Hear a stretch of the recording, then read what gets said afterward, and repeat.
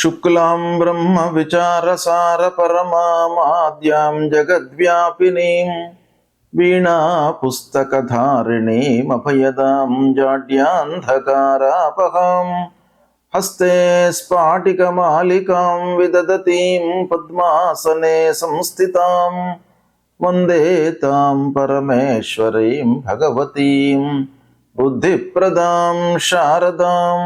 శ్రీ మహాగణాధిపతయే నమః. శ్రీ మహాసరస్వతే నమః. శ్రీ గురుభ్యో నమః. ఈ సంవత్సరము 3 మార్చి 2026 రోజున చంద్రగ్రహణం సంభవిస్తుంది.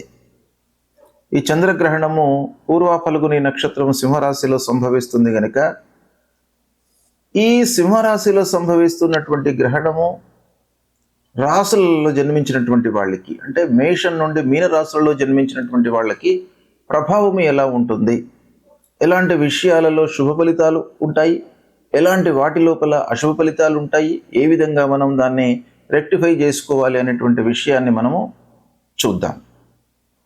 మేషరాశి వారికి ఎలా ఉంటుంది అంటే, మేషరాశి జాతకులకు, మేషరాశిలో జన్మించినటువంటి వారికి గ్రహణం యొక్క ప్రభావం ఎలా ఉంటుంది అనే విషయాన్ని మనము స్థూలంగా చూసినట్టయితే, మేషరాశి జాతకులకు సింహము పంచమ స్థానం అవుతుంది. అంటే పంచమ స్థానంలో గ్రహణం సంభవిస్తుంది.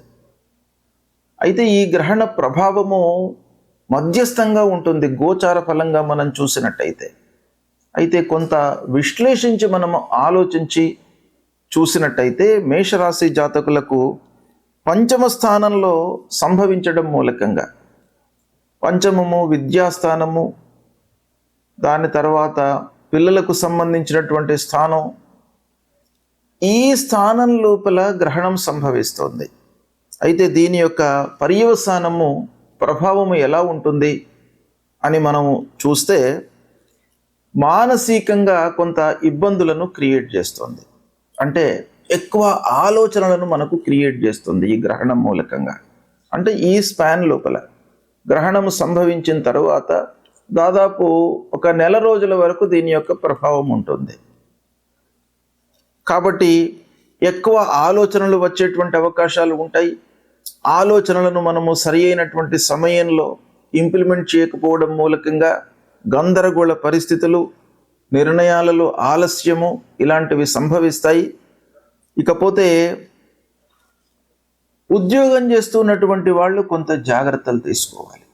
ఏంటంటే మాట మనకు జాగ్రత్తగా మాట్లాడుతూ ఉండాలి. అందరితో కూడాను, తోటి ఉద్యోగులతో కానివ్వండి, అధికారులతో కానివ్వండి, క్లయింట్స్తో కానివ్వండి, వీళ్ళందరితో కూడాను కొంత జాగ్రత్తగా మనము మాటను మాట్లాడుతూ ఉండాలి. అంటే మాట పైన ప్రభావం చూపించే అవకాశాలు ఉన్నాయి. ఇక కుటుంబం పైన కూడా కొంత దీని యొక్క ప్రభావం ఉంటుంది. అంటే కుటుంబం లోపల అందరితో కూడాను, భార్య, పిల్లలు, సభ్యులందరితో కూడాను కొంత జాగ్రత్తగా ఉండాలి. చిన్నపాటి అభిప్రాయ భేదాలు వచ్చే అవకాశాలు ఉన్నాయి. కాబట్టి దీన్ని కొంత మనం రెక్టిఫై చేసుకున్నట్టయితే ఈ పంచమ స్థానంలో సంభవిస్తున్నటువంటి గ్రహణము మేషరాశి వారికి మధ్యమైనటువంటి ఫలితాలను ఇస్తుంది. మిగతా గ్రహస్థితి అనుకూలంగా ఉంది. పంచమ స్థానం గనక మధ్యస్థమైనటువంటి ఫలితాలు ఉంటాయి గనక దీనికి మీరు గాయత్రి మంత్రోపాసన చేసుకోండి. ఇక వీలైనట్టయితే గ్రహణానంతరము ఒకరిద్దరికి అన్నదానం చేయండి. తద్వారా మీకు చాలా మంచి ఫలితాలు కలుగుతాయి ఈ గ్రహణం మూలకంగా. చంద్రగ్రహణము ఈ సంవత్సరము 3 మార్చి 2026 రోజున ఏర్పడుతుంది. చంద్రగ్రహణము ఎలా ఏర్పడుతుంది అనే విషయాన్ని మనం చూసినట్టయితే, ప్రతి పౌర్ణిమ రోజున భూమి, సూర్యుడు, చంద్రుడు ఇవి అన్నీ కూడాను సరళ రేఖలోకి వస్తుంటాయి ఆకాశంలో. అయితే ప్రతి పౌర్ణిమ రోజున గ్రహణం ఏర్పడదు. భూమి యొక్క నీడ చంద్రునిపై పడడం మూలకంగా మనకు ఏర్పడేటువంటిదే చంద్రగ్రహణం అన్నమాట.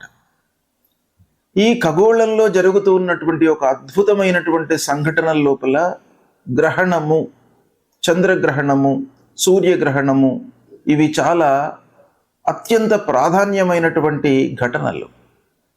అయితే ఈ ఘటనల యొక్క ప్రభావము భూమిపై నివసిస్తున్నటువంటి మానవులపైన ఎలా ఉంటుంది అనేటువంటి విషయాన్ని మనం చూసినట్టయితే, ఈ సంవత్సరము అనగా 3/3/2026 సంవత్సరము పాల్గొన్న శుక్ల 15 పూర్ణిమ మంగళవారం రోజున ఈ గ్రహణము సంభవిస్తుంది.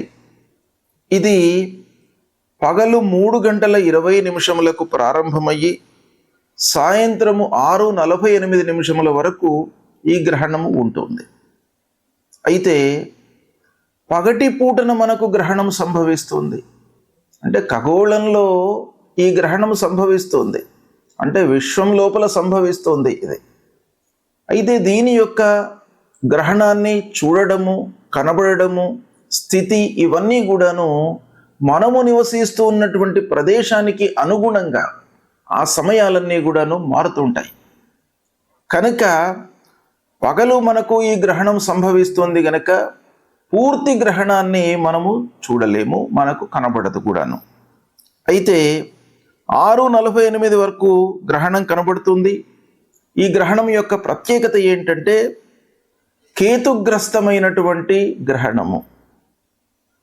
అంటే రాహు కేతువులను మనము ఛాయాగ్రహములుగా మనం చూస్తూ ఉంటాం పూర్వ సాంప్రదాయం ప్రకారంగా.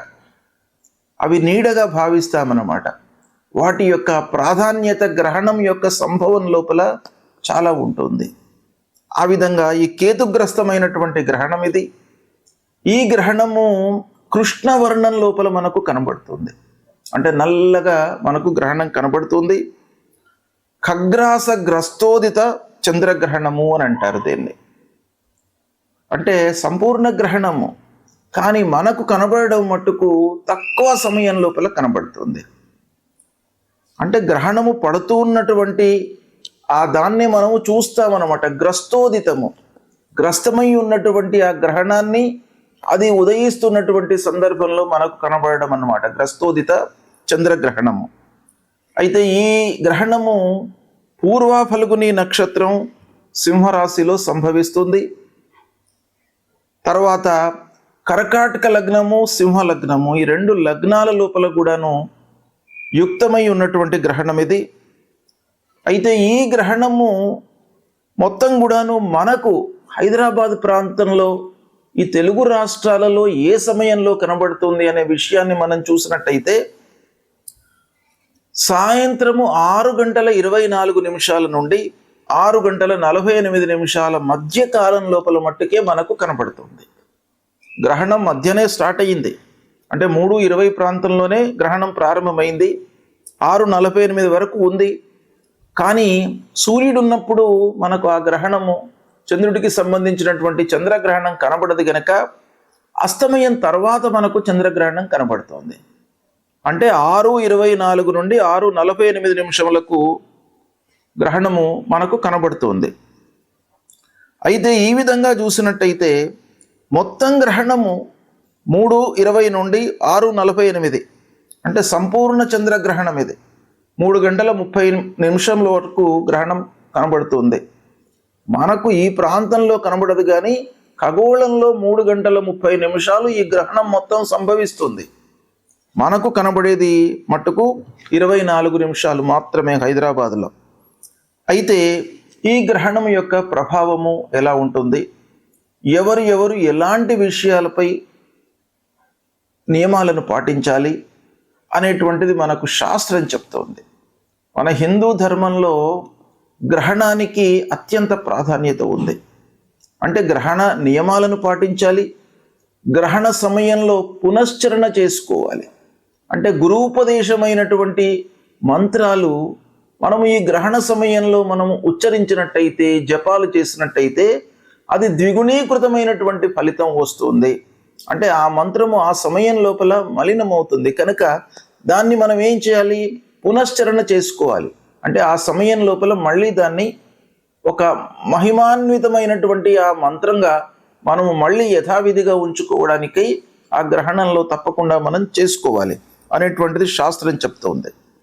అయితే ఈ గ్రహణ సమయంలో నిత్యాబ్దికములు, ప్రత్యాబ్దికములు, భోజనాది కార్యక్రమాలు ఎలా చేసుకోవాలి అనేటువంటి విషయాన్ని మనం చూసినట్టయితే, ఈ గ్రహణము గ్రస్తోదయ చంద్రగ్రహణం. ఈ గ్రస్తోదయ చంద్రగ్రహణం లోపల యామ చతుష్టయం వేద అని మనకు శాస్త్రం చెప్తోంది. అంటే 4 యామాలు ఈ గ్రహణానికి వేదకాలం అన్నమాట. అంటే గ్రహణం కంటే ముందే ఈ వేద ప్రారంభమవుతుంది. వేద ప్రారంభము అనంటే ఏంటి?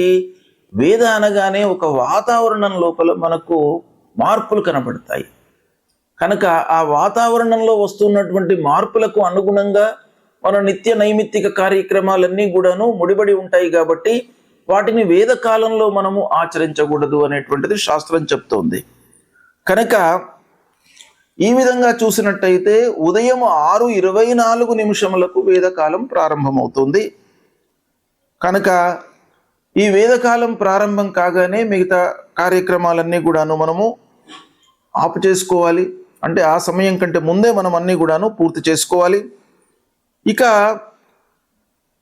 గ్రహణానంతరము ఆరోగ్యవంతులు, నిత్య భోజనాలు, పౌర్ణిమకు సంబంధించినటువంటి ప్రాప్త్యాప్తికాలన్నీ కూడాను చేసుకోవాలి. ఇక వ్యాధితో ఇబ్బంది పడుతున్నటువంటి వాళ్ళు, వృద్ధులు, బాలలు, వీళ్ళందరూ కూడాను మధ్యాహ్నం వరకు కూడాను భోజనాది కార్యక్రమాలు చేసుకోవచ్చును అనేటువంటిది శాస్త్రం చెప్తుంది. కనుక ఈ విధంగా ఈ గ్రహణం సంభవిస్తుంది. ఈ గ్రహణాన్ని దృష్టిలో పెట్టుకుని సాయంత్రం 6:24 నుండి 6:48 వరకే మనకు కనబడుతుంది. ఈ గ్రహణము దాదాపు అన్ని ప్రాంతముల లోపల కూడాను మనకు భారతదేశంలో కనబడుతుంది. ఆ స్థితిని బట్టి కొన్ని నిమిషాల లోపల తేడా వచ్చేటువంటి అవకాశాలు ఉంటాయి. కాబట్టి మనకు హైదరాబాదు, తర్వాత తెలుగు రాష్ట్రాలు, ఈ 2 ఆంధ్ర, తెలంగాణ, ఈ 2 రాష్ట్రాలకు సంబంధించింది చూసినట్టయితే 6:24 నుండి 6:48 వరకు ఈ గ్రహణం కనబడుతుంది. ఈ గ్రహణము పూర్వ ఫల్గుని నక్షత్రం సింహరాశిలో సంభవిస్తుంది. కనుక సింహరాశిలో జన్మించినటువంటి వాళ్ళు, పూర్వ ఫల్గుని నక్షత్రంలో జన్మించినటువంటి వారు, మరియు గ్రహణ గోచారము అధమంగా ఉన్నటువంటి రాశులలో జన్మించినటువంటి వాళ్ళు తప్పకుండా ఈ గ్రహణానికి సంబంధించినటువంటి శాంతి, దానము ఇవి చేసుకోవాలి. అయితే ఎవరికి అధమ స్థాయిలో ఉంది ఈ గ్రహణము అని మనం చూసినట్టయితే, సింహరాశిలో సంభవిస్తుంది ఈ గ్రహణము. కనుక సింహము, కన్య, మకరము, వృషభము, ఈ రాశులలో జన్మించినటువంటి వారికి ఈ గ్రహణ గోచారము అధమంగా ఉంటుంది. అంటే ఈ గ్రహణం యొక్క ప్రభావము ఎక్కువగా ఉంటుంది ఈ రాశులలో జన్మించినటువంటి వారికి. ఇక ధనుస్సు, కుంభము, మేషము, కర్కాటక రాశులలో జన్మించినటువంటి వారికి మధ్యస్థంగా ఉంటుంది. తుల, వృశ్చికము, మీనము, మిథున రాశులలో జన్మించినటువంటి వారికి ఈ గ్రహణం యొక్క ప్రభావము లేదు. ఈ రాశులలో జన్మించినటువంటి వారికి గ్రహణము శుభప్రదమైనటువంటి ఫలితాలను ఇస్తోంది. అయితే ఈ గ్రహణ శాంతి అంటే గ్రహణానంతరము చేసుకోవలసినటువంటి విధానం ఏంటంటే, ఈ నక్షత్రంలో జన్మించినటువంటి వాళ్ళు, ఈ రాశిలో జన్మించినటువంటి వాళ్ళు తన రాశికి అంటే సింహరాశిలో జన్మించినటువంటి వారికి సింహము, కన్య, మకరము, వృషభము ఈ రాశులలో జన్మించినటువంటి వారికి ఈ గ్రహణం యొక్క ప్రభావము ఎక్కువగా ఉంటుంది. కాబట్టి వీళ్ళు ఏం చేయాలి అని అంటే, గ్రహణానంతరము స్నానం చేసిన తర్వాత గ్రహణ సమయంలో ముఖ్యంగా పట్టు స్నానము, విడుపు స్నానము అనేటువంటిది ఉంటుంది. అంటే గ్రహణ ప్రారంభంలో స్నానం చేయడము, స్నానం చేసిన తర్వాత జపం చేసుకోవడము, గురూపదేశమైనటువంటి జపాన్ని చేసుకోవడము, తర్వాత గ్రహణానంతరం కూడాను విడుపు స్నానం చేసి దాని తరువాత ఈ గ్రహణానికి సంబంధించినటువంటి పరిహారాలు చేసుకోవాలి. అంటే ఏం చేయాలి అని అంటే, వాళ్ళ శక్తి అనుసారం మనకు శాస్త్రం చెప్పబడి ఉంది. శాస్త్రంలో ఏముంది అని అంటే, వెండితో కానివ్వండి, రాగితో కానివ్వండి, బంగారంతో కానివ్వండి, వాళ్ళ వాళ్ళ శక్త్యానుసారము సూర్యుడు, చంద్రుడు, రాహు, కేతువుల బింబాలను అంటే ప్రతిమలను చేయించి వాటిని ఒక ఆవు నెయ్యితో నింపినటువంటి తామ్ర పాత్ర లేదా కంచు పాత్ర లోపల ఉంచి తిలలు అంటే నువ్వులు, వస్త్రము, దక్షిణలను అందులో ఉంచి సూర్యచంద్ర రాహు కేతువులను ధ్యానించి దానం ఇవ్వాలి. అంటే యథాశక్తిగా దానికి పూజ చేసిన తర్వాత ఆ బింబాలను ఒక బ్రాహ్మణునికి కానివ్వండి, లేదా అర్చకుడికి కానివ్వండి, లేదా దేవాలయంలో నిత్యం కూడాను భగవంతుడి సేవలో నిమగ్నమై ఉన్నటువంటి వాళ్ళకు ఎవరికైనా కూడాను ఇది దానం ఇవ్వచ్చును. దానం ఇస్తున్నటువంటి సమయంలో మీరు ఆ ధ్యాన శ్లోకాన్ని మట్టుకు చదువుకోవాలి, సంకల్పం చేసుకోవాలి. సంకల్పం ఏం చేయాలి? మమ జన్మ నక్షత్రే మమ జన్మ రాశి, ఈ రాశి లోపల మనకు గ్రహణం సంభవిస్తుంది గనక నేను ఇది ఇస్తున్నాను దానము అనేటువంటిది సంకల్పం చేసుకొని తమోమయ మహాభీమ సోమసూర్య విమర్దన హేమతార ప్రధానేన మమ శాంతి ప్రదోభవ. ఆ దానం ఇచ్చేటువంటి సమయం లోపల మనం ఈ శ్లోకం తప్పకుండా ఉచ్చారణ చేసి దానం ఇవ్వాలి. అంతేకాకుండా విదుంతుద నమస్తుభ్యం సింహికా నందనాచ్యుత దానే నానేన నాగస్య రక్షమాం వేదజాత్ భయం. అంటే ఈ గ్రహణం వలన ఉద్భవించినటువంటి భయము, ఆందోళన, తర్వాత అనారోగ్య సమస్యలు, ఇవన్నిటి నుండి కూడాను మమ్మల్ని కాపాడండి అనేటువంటి ఒక కోరికతో, ప్రార్థనతో మనం చేసి ఇది దానం ఇవ్వాలి. ఇచ్చినట్టయితే మనకు ఆ గ్రహణం మూలకంగా కలిగేటువంటి దుష్ప్రభావము దూరం అవుతుంది. శుభం.